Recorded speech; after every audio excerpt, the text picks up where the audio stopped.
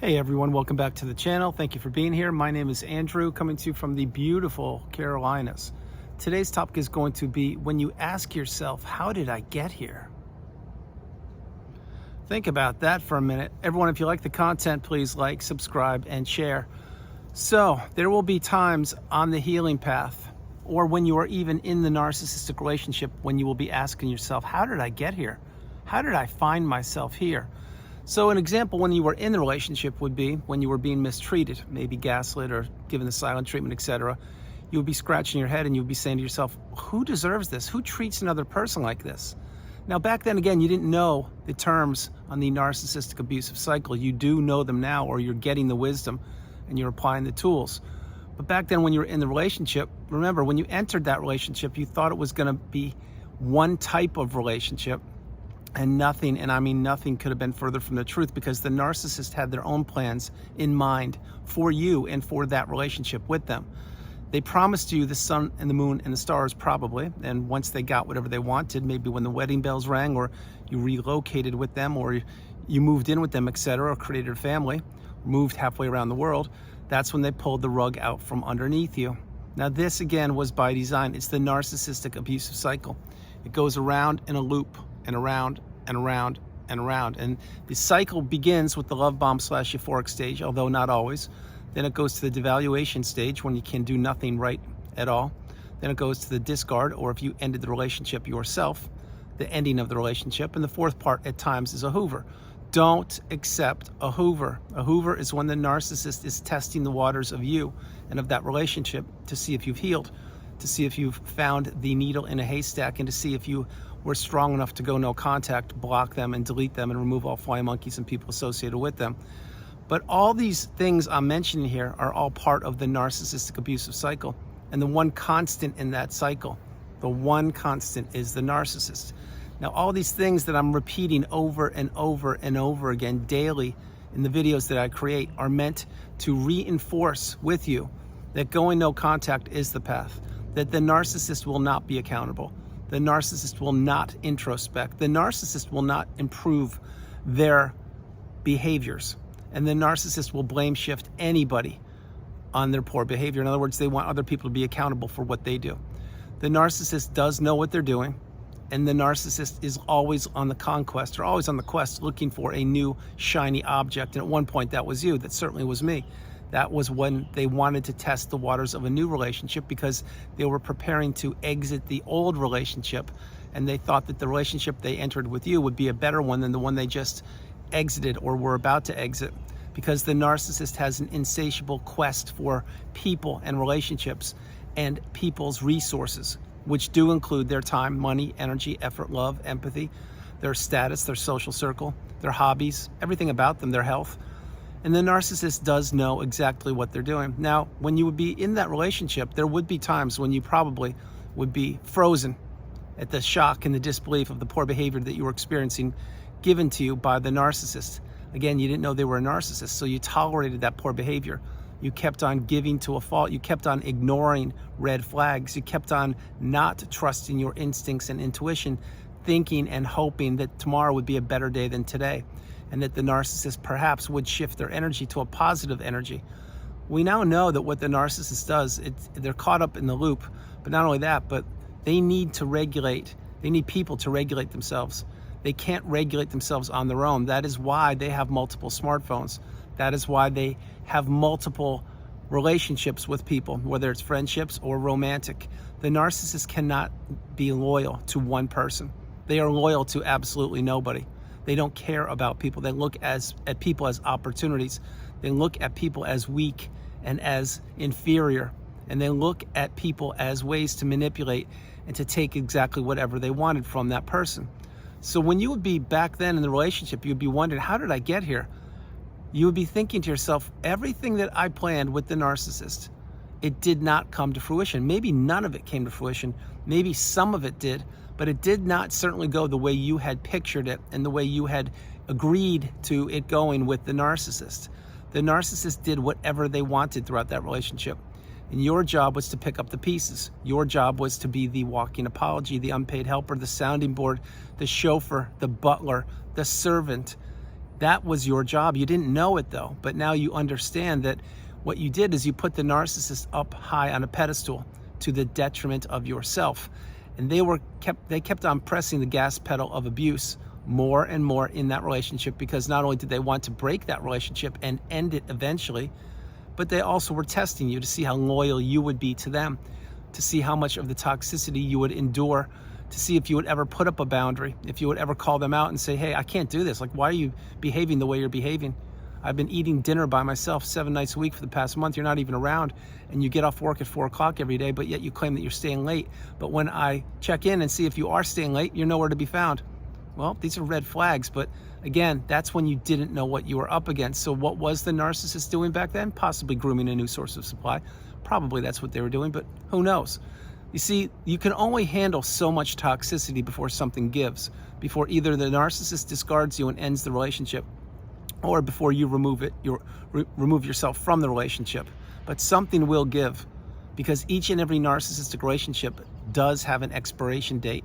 Now, I don't say that lightly. What I'm saying is, once the narcissist gets what they want from you, and it could be raising the kids, it could be money, it could be access to a beach house, who knows what it is, but whenever they get what they want to you, and they don't believe that keeping you around longer will benefit them to get the rest of whatever they want from you, they will discard you. But they don't just do it without having a backup plan, without believing that they have found the next new shiny object, i.e. the new supply. This is what they do. The narcissist cannot be alone. They do not want to be alone with their thoughts. They do not want to be accountable. They do need to be around people. And they will many times actually treat complete strangers better than they treat you. I created that video last year or the year before. Why do they do that? Well, they do that, number one, because they're putting the mask on to the complete stranger. And number two, they're devaluing you. And when the narcissist would be treating complete strangers better than you, you would be in such disbelief. You'd be saying to yourself, what is this? I've been married to the person for 5 years. How come they're treating a complete stranger better than me? And they seem to be all having fun, and they're smiling and they're beaming. Well, now we know what's going on. They're putting more pressure on you, trying to break the relationship with you, and they're testing that person to see if they could strike up a friendship, or maybe that source of supply was only with them once for a 2 or 3 minute period of time. It doesn't matter. Maybe it was some concierge checking them into a hotel when you were with the narcissist, and the narcissist was batting their eyelashes and showing the rosy cheeks to the concierge. It wasn't to get a cheaper room, although maybe it was. It was because they were invalidating you and flirting and or perhaps even triangulating you with the concierge. Understand what these people do. There are so many thousands upon thousands of layers of the onion to peel back on the narcissistic abusive cycle, that each and every day we are becoming more and more awakened and aware, educated and empowered. And we do understand that going no contact is the path. If not now, when? But if you can't go no contact, utilize gray rock. Simply become dull and boring and get off the radar of the narcissist. Now, post-narcissistic relationship, let's say that the relationship ended not too long ago. I can assure you this thumbnail that I created and this video I'm creating has crossed your mind more than once, which is you will be out of the relationship no matter where you are. Maybe you're still in the house where you were living with the narcissist. Maybe you've relocated. Maybe you're at a family member's house. Maybe you're in a hotel. Who knows? But you'll be scratching your head saying, how did I get here? What happened? What was that? Was that relationship real? Did it happen? And why am I here? I don't get it.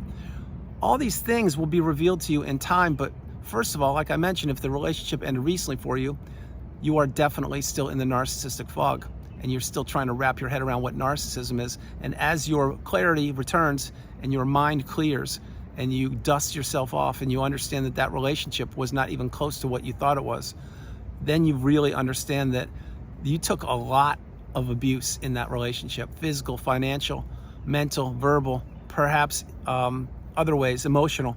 But you didn't know what you were up against, but you were up against a dark energy force that was trying to take you down for the count.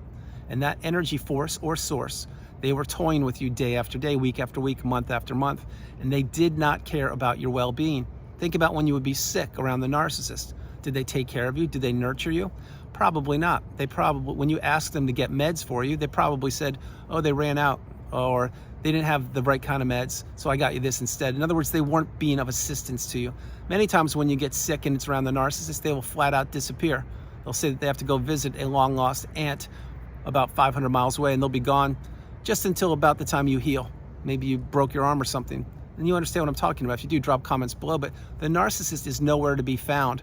Now flip it. If the narcissist gets injured, you're supposed to be at their bedside, at their beck and call, doing everything and anything you can to help them out, because it's a one-way relationship. It benefited the narcissist. It did not benefit you. You gave to a fault. You were a people pleaser, perhaps. You were a yes person. I can assure you, you didn't have boundaries, and you probably didn't say no that often, because no is the strongest word in the English language. It's also one of the main words the narcissist doesn't want to hear. But when you say to yourself, wow, how did I actually get here? How did I end up here? Many of us have relocated halfway around the world, or to different cities, states, towns, countries, and we are asking ourselves just that. How do we get here? Well, you got there because that was part of your life's journey, and you had to go through that narcissistic relationship. There was no other way. Did you want to go through that relationship knowing now what you didn't know back then? Of course not. But the narcissist did not walk up to you and give you that 2-page report and say, here, this is what I'm about to do to you, and this is who I am, and I've done it dozens of times before, so you'll just be the next one in line. Do you want to suffer the wrath of me, the narcissist, or do you want to just walk away and enter a relationship with another of the 8 billion people on the planet? You would have chosen the latter. You would not have entered the relationship, but they didn't do that. They tricked you and trapped you and manipulated you, and they fed you a song and a dance, probably playing the victim card about how difficult they had it during their childhood, or about how one of their parents wasn't that good, or their siblings didn't treat them well, or they have some kind of issue, concern or something. They will paint the narrative any way possible they can, but what they won't do is they won't be accountable and honest and forthright and genuine and tell you exactly about their past. Because these people of their past, and some of them don't exist any longer, others have nothing to do with the narcissist. That means the narcissist can paint the picture or the narrative any way they want to. And that is how they leapfrog from person to person many times, playing the victim card, saying, hey, can you just help me out for a period of time? Just let me stay at your house for a couple weeks. And that the couple weeks turns into a month, and a month turns into a year, and things like that. And yes, those examples are real life examples. They do happen. Other examples of how the narcissist, how you ask yourself, how did you get here? Think about your money, your finances. Well, your finances, I can assure you, took a big hit. You probably had a big nest egg, or were building a nest egg for retirement or for later in life. And the narcissist figured out that you had some zeros in your bank account, and they wanted to take that money however they could. Maybe they would withhold intimacy until you bought them something that they wanted. Or maybe they would claim that they didn't have money and you should support them and pay their phone bills or their Netflix or their mortgage or rent or something.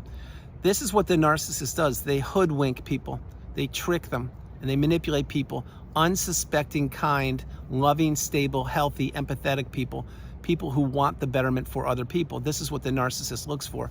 And when they find these people, and these people don't know their own self-worth or value, and they have not come across a narcissist in their life to this point, they are ripe for the picking. And the narcissist many times is just playing the numbers game. What they will do, examples on social media, is they will cast out one random text, hey, how are you? Or how are you? Famous words here, how are you doing? That's it. But then they'll copy paste that to dozens of people to see who takes a bite, who answers or replies first or quickest, or how many answers they get.